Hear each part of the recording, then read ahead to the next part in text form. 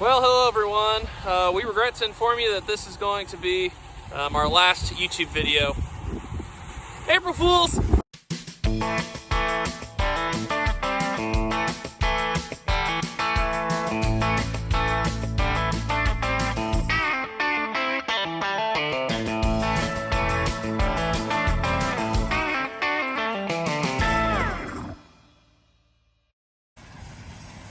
So today we are loading out corn out of the Sioux Steel grain bin, and we're taking that into town. Nathan's working here on the sprayer. What are you doing? I'm putting on some new nozzles and fixing a few problems there are, and then I'm going to go spray a field and see how it all works.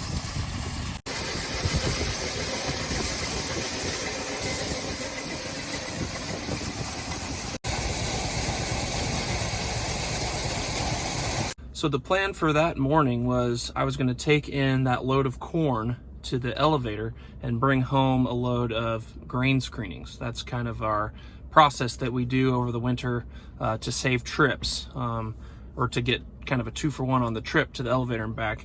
What ended up happening was as I got to the elevator, there was a bunch of emergency vehicles pulling in, and someone had fallen in one of the grain elevators and was trapped. And as far as I know, that person's okay, or they're not okay, they're alive. I know they're being worked on, so please pray for that individual. Really scary situation, but the emergency personnel, the emergency workers were able to get them out of the bin and into the hospital. So really scary situation. So I ended up going to a different elevator.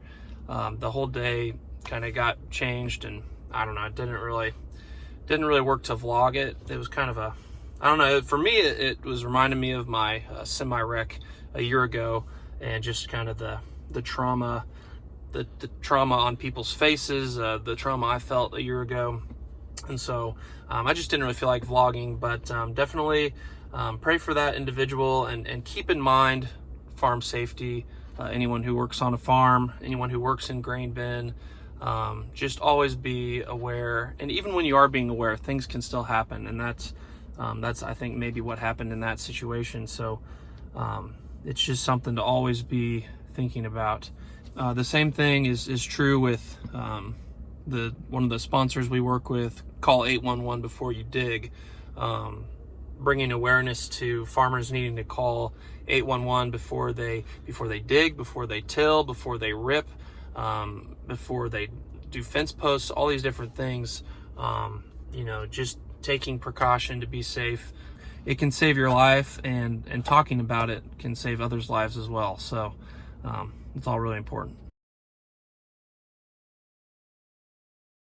It's definitely a reminder for me. I mean, I feel like as farmers, we know about farm safety, but we just need to be, kind of slapped in the face every month to remember this is a very real, very dangerous occupation, anything in agriculture, especially with grain bins. And so I just wanted to reinforce that if you work in grain bins, just take precautions and follow safety steps, because anything can happen at any time. And so that's what happened that morning. And so there is no footage of me taking the corn in.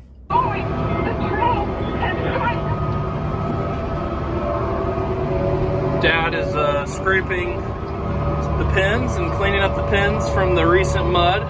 So that's what he does with the tractor scraper there. And then I'm out here disking this area where we fed the cows all winter. It got pretty beat up, so we can't no-till it very well.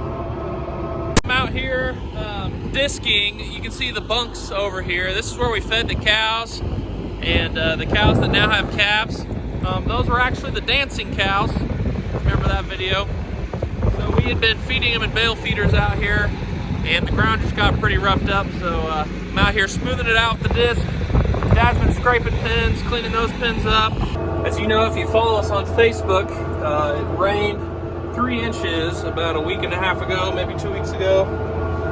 And so that made for muddy conditions. There's still a few wet spots out here, but the wind's been blowing.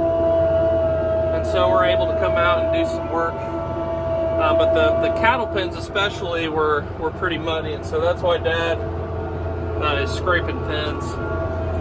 It's just to kind of scrape up all that mud and manure and pile it so it can dry.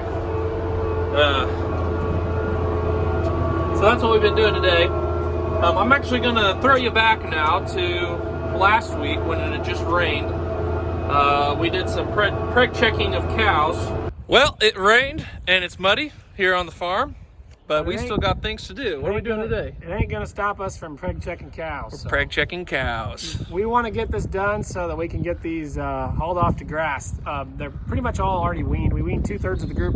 We left the smallest third with the cows, but we're gonna preg check all the cows so they can go to grass and not be messed with and not have to deal with this mud anymore.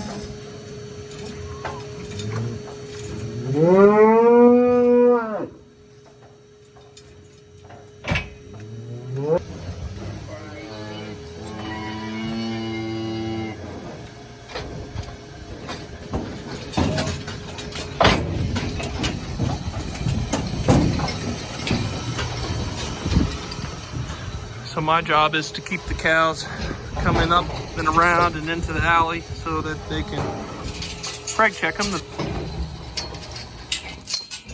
So what I do is I come around and I open up this swinging gate to the tub here. So that can go in there.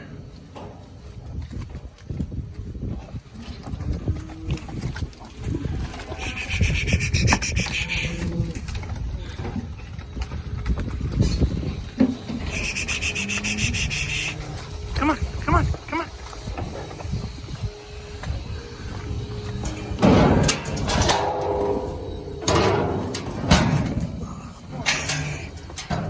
Yep, turn around.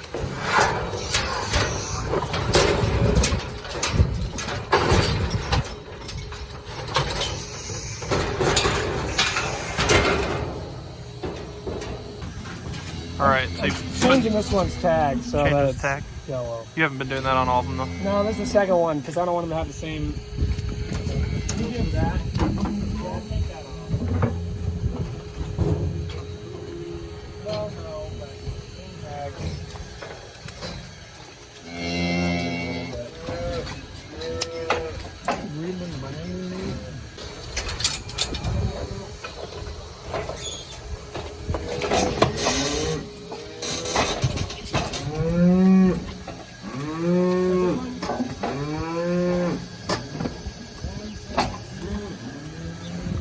All right, so what all are you doing to all these? I pretty much just write down the number. Penny tells me how many months bred. I give them a dewormer, and then Penny gives them a vaccine on the other side. And then we take off last year's fly tag, which hasn't been done yet because this is the first time through the chute since last spring. And then you're writing down? I write down how many months bred they are based on our marking of our window. And then if there's something that I remember specifically about them, then I write that down. Like if one's like a body condition score where they're a lot more thin, or one's like really fat or something. So the news of the day, the news that comes on Preg Check Day every year is how many open ones you have and a percentage of your herd. Well, we only had one open cow. Out of how many? Out of these 46. And she raised twins this year. We weaned one twin at a few months old, and we weaned the other twin at 6 months old. So that's a pretty good percentage. We're gonna keep her, and she'll be part of the spring herd next year. Even though she's open, we'll keep her. She had a buy one get one free last year. Yeah, we had two twins, and so 2 cows weaned 4 calves, which is pretty good. So you're probably wondering, why do we preg check our cows? Not everyone does this, but it's actually one of the most important things, as far as profitability goes in managing your cows. It's one of the most important things you can do. One of the main reasons we do it is to identify, if the cows actually got pregnant, if there was like a reproductive problem with the bull, and all of your cows weren't pregnant, it would be a huge loss, especially the later it goes without you knowing it. And so that's definitely one reason. And then, typically a farmer will sell their cows. They'll cull the cow from the herd if the cow doesn't get pregnant. That's one of the main profitability aspects of cow-calf. And so that's very important too. It allows us to kind of separate the cows who are pregnant versus not pregnant, and then there's just different management strategies for those two groups. I'm going to attach, or I'm going to put a link to a lot more information on preg checking cows and the whole process and what it is and why we do it in the caption of this video. So check out the caption of this video, and you'll be able to learn a little bit more about that process. All right, Kendall has been at the sale all day, so he's backing up to the chute. He bought some cattle and then sold some as well. So we don't always buy and sell on Thursdays, but today we did.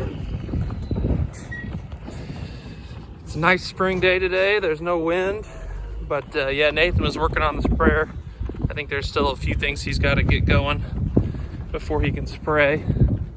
I think he got the alfalfa sprayed earlier this week, but then had a breakdown on it. So he's still working on that. I'm gonna start Kendall's chores because he's got to unload these cattle and do a couple other things before he can get to chores. But I'm gonna get him started for him anyway. I think it's about 60 to 65 degrees today, but it got down to like 27 last night. So we're getting warmer temperatures during the day, but I think that'll be the last night we're below freezing, but hopefully that 27 degrees didn't hurt the wheat at all. Up here's where we store the feed wagon in this old shed here, attached to the silos. Interestingly enough, this used to be where we loaded all of our ingredients 20-30 years ago. We had augers coming in from the silo. All of our ingredients were right here, and they'd all just come into the feed wagon. And then we even kept silage in the big silo. So this used to be headquarters for everywhere that we loaded feed. Now these all just sit empty. They just aren't used anymore.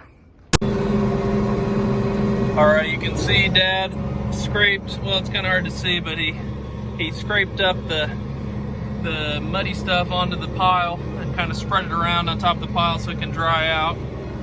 And he did the same thing over in this bin. Kind of hard to see with the sun, but getting ready to feed these guys and wrap up the day. Hope you guys enjoyed the video today. As I was editing it, I decided I need to come out here and just talk through a few things. So hope you guys enjoyed the video. And today is April 5th, I think, the day after Easter. So happy Easter to you all. We had a great Easter yesterday.